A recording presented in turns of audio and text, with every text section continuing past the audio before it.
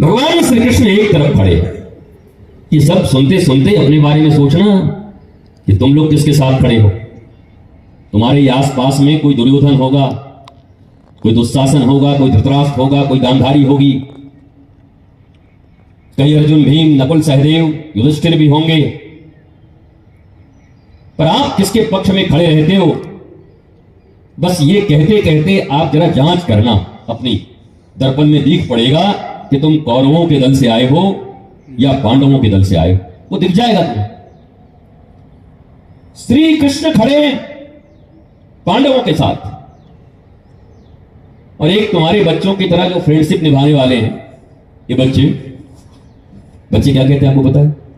मैं तो याद ही रहता इस दुनिया में। कहते हैं मेरा ये सबसे बेस्ट फ्रेंड है, मैं अच्छा करूं या बुरा ये मेरा हमेशा साथ देता है। वो तुम्हारा दोस्त है कि दुश्मन? जो बुरे में तुम्हारा साथ देता है।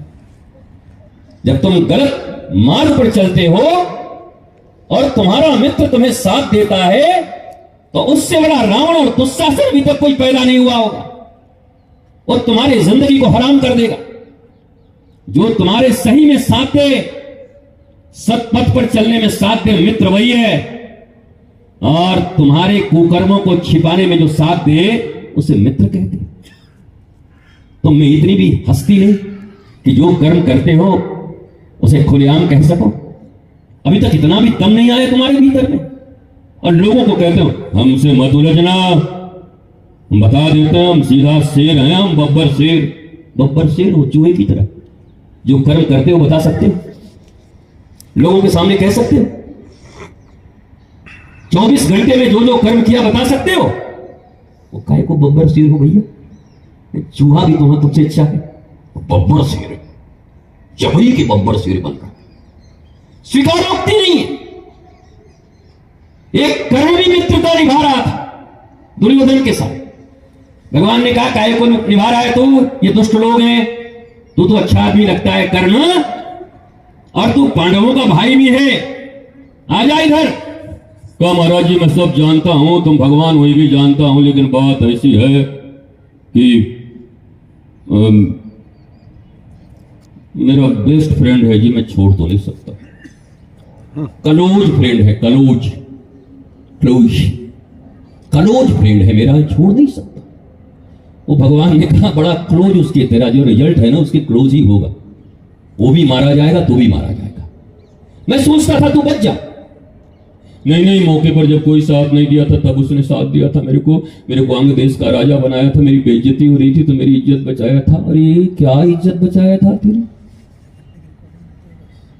टुकड़ा देकर के खरीद लिया था तुमको उस समय में, जैसे टुकड़े देके इस देश में लोगों को खरीद लिया जाता है। न न्याय का पक्ष लेते हैं, न धर्म का पक्ष लेते हैं, न सत्य का पक्ष लेते हैं, न सनातन का पक्ष लेते हैं। टुकड़ों पर बिक जाते हैं। वो टुकड़े पे बिक गया कर्म। इतना बड़ा दानी भगवान ने समझाया, सबों ने समझाया। अरे बोला काय की मित्रता, अंग देश वापस कर दे।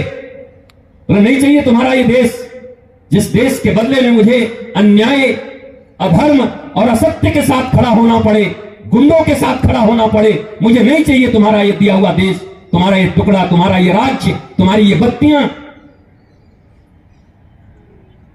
विभीषण भी ऐसा ही था बेचारा। विभीषण के पास हनुमान जी गए तो विभीषण कहा भाई हमारा बड़ा अच्छा है, सबको डांटता है, लेकिन हमको देखिए घर बनाने का मौका दिया है। राम राम मैंने लिखा है, मेरे को डिस्टर्ब नहीं करता रावण। मैंने तुलसी का पौधा लगाया, मुझे डिस्टर्ब नहीं करता। मैंने राम नाम अंकित किया है घर में, मुझे भाई अच्छा है। हनुमान जी ने पकड़ा, बोला पहले इसी को खत्म करे गया यहाँ पे, ये सबसे खतरनाक आदमी यही है यहाँ पे। बोला बेशरम आदमी, निर्लज्ज, जगदम्बा को चुरा कर ले आया, जबरदस्ती तुम्हारा भाई, पर तुम इस देश के महामंत्री लाल बत्ती पाने के लिए अभी भी रावण के पक्ष में खड़े। तुम्हें शर्म नहीं आती? लाल बत्ती का तुम्हें इतना शौक चढ़ गया है? जरा देखना लाल बत्ती क्या क्या कराती। ध्यान रखना, मैं लाल बत्ती में बहुत घूमा हूं, स्टूडेंट लीडर रहा कई स्टेट में। जब अब तो लाल बत्ती बना कर दिया सुप्रीम कोर्ट वालों ने, पर जब लाल बत्ती थी तो लाल बत्ती चलती थी, सभी थी। लाल बत्ती ने विभीषण को रावण से जोड़कर रखा था। उसका भाई चोरी करके ले आया, पर वो हनुमान जी को कह रहा है हमको नहीं रोकते हैं पूजा पाठ में, थोड़ा तो धर्म उनके भीतर में है। ये ऐसे ऐसे घूसखोर लोग, यही रावणों से घूस ले लेके बैठे हुए लोग। हनुमान जी ने कहा तेरी बुद्धि भ्रष्ट हो गई है, अल्टीमेटम दे रहा हूं, जल्दी राम जी के चरण में जाने तो पहले तेरे से शुरुआत करूंगा, यहाँ पर जलाऊंगा पहले तेरा ये जो रामनवमी से इसको पहले जलाऊंगा मैं, ये तुलसी जो लगा के रखा है। वह तुम्हारा मंत्र विभीषण माना, लंकेश्वर भय सब जग जाना। हनुमान जी सदगुरु के रूप में गए और उस जीव को जगाए, जो जीव ये सोचता था कि मैं राम नाम की माला कर रहा हूं तो बहुत बड़ा। माला करने वालों ध्यान से सुनो, वो जो 2 बार ऐसे अगरबत्ती करके कुछ प्रसाद चढ़ा करके मंदिरों में घंटी बजा करके अपने आप को भक्त होने का प्रमाण पत्र दे देते हो, ये तुम्हारे लिए कह रहा हूं। जीवन में कितने भी कुकर्म करो, झूठ बोलो, नीचता करो और आए मंदिर में घंटी बजा के तो भगवान जी क्या देखते नहीं? तुम्हारा पड़ोसी जानता है तुम्हारे बारे में, तुम्हारे बच्चे जानते हैं तुम्हारे बारे में, तुम्हारे रिश्तेदारों को पता है कि 1 नंबर का घूसखोर है। और क्या हनुमान जी को नहीं पता हो? या हनुमान जी के मंदिर में भी लोग आते हैं और क्या कहते हैं, महाराज जी 1.25 मन चढ़ाऊंगा बस काम हो जाए। हनुमान जी अपने चेला से कितने का बोल रहा है? बोला बस 50 करोड़ की बात बोल रहा है। बोला 1.25 मन लड्डू कितने के आते हैं? बोला महाराज वो तो 10-20 हजार में आ जाएंगे। बोला बड़ा बेकार आदमी है यार।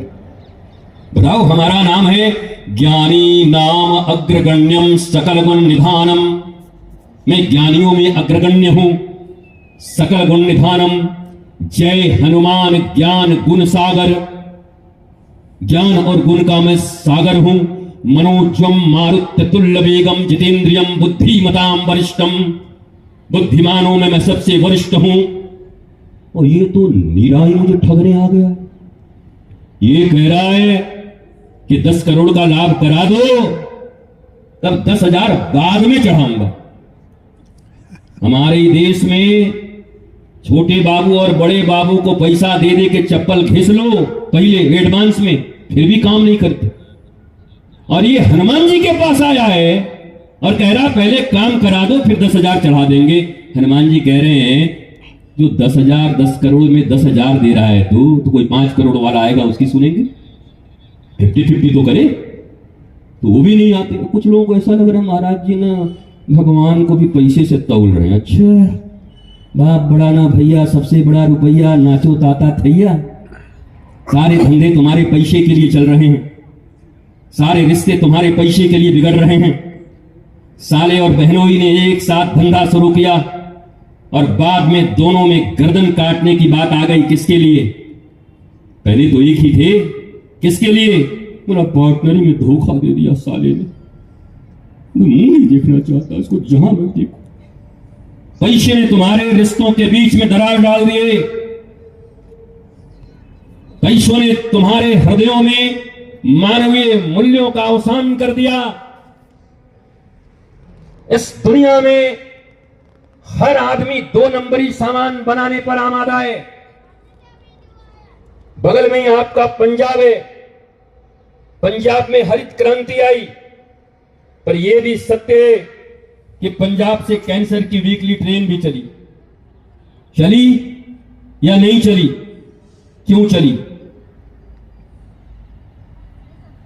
चिंतन क्यों नहीं करता भारत? महाराष्ट्र हो, पंजाब हो, और अब तो सारे प्रदेश, केवल पंजाब नहीं। आप देखेंगे जिनके पास सैकड़ों एकड़ खेत हैं, वो कहते हैं कि इस खेत में मैं एक्सपोर्ट करने के लिए पैदा करता हूं। और ये जो 5 बीघे दिख रहे हैं ना, इसमें जी गोबर के खाद से अपने परिवार के लिए मैं ऑर्गेनिक पैदा करता हूं। ये कितना बड़ा गद्दार आदमी, अपने बच्चों के लिए अमृत पैदा कर रहा है। और ये जो सैकड़ों एकड़ में तुम पेस्टिसाइड्स, जहर दे दे के जो अनाज पैदा कर रहे हो, तुम्हें भी पता है कि ये अनाज मेरे बच्चों और मेरे लिए ठीक नहीं है, पर ये किन के बच्चों के लिए पैदा कर रहे हैं? बोलते नहीं। वो अनाज पैदा किया 2 नंबरी, मसाला वालों ने 2 नंबरी मसाला बनाया, अपने लिए तो अच्छा बच्चों के लिए, दुनिया के लिए दवाई वालों ने नकली दवाइयां बना दी। कद्दू में इंजेक्शन डाल दिए, लौकी में। क्या वो डालते समय वो कभी सोचता नहीं कि किसी का बच्चा खा के मरेगा, सिंथेटिक दूध बने। उस दूध के पी करके कितने बच्चे मर गए। उसके बाद भी ये आदमी दूध का बहुत बड़ा व्यवसायी बनकर के, सिंथेटिक दूध का, और भागवत की जब कथा होगी तो बड़ा माला लेकर के और 21,000 रुपया लेकर के ऐसे ऐसे चढ़ा करके और समाज के सामने कहेगा, देखो मैंने भागवत में 21,000 रुपया दिया। पर भागवत जहां गोपाल की कथा है, जहां गौ माता की कथा है, और गौ, गोपाल और ग्वाल बालों का मारने का धंधा भी आदमी करता है। ये कैसे धार्मिक लोग हैं, कभी इनके बारे में विचार नहीं करते। तुम्हारे परिवार में तो नहीं है ना? रोक लेना। ये जो 2-4 पैसे सोच रहे हो ना कि ऑर्गेनिक खा के तुम बच जाओगे, उन लाखों लोगों की बद्दुआ तुम्हें बचने नहीं देगी। जिनके बच्चों को तुम मार रहे हो, जिनके लीवर और किडनियां तुम्हारे कारण खराब हो रही हो, और तुम सोच रहे हो कि तुम ऑर्गेनिक खरीद कर और अपने बच्चों को बचा लोगे। क्या धर्म समाप्त हो गया? न्याय समाप्त हो गया? ईश्वर समाप्त हो गए? याद रखना, तुम्हारे कर्म वापस लौट कर आते। बीज पड़े और अंकुर न फूटे, ऐसा कभी नहीं हो सकता। कर्म करे और फल ना भोगे, ऐसा कभी नहीं हो सकता। कर्म करने में तू होशियार है, पर फल भोगने में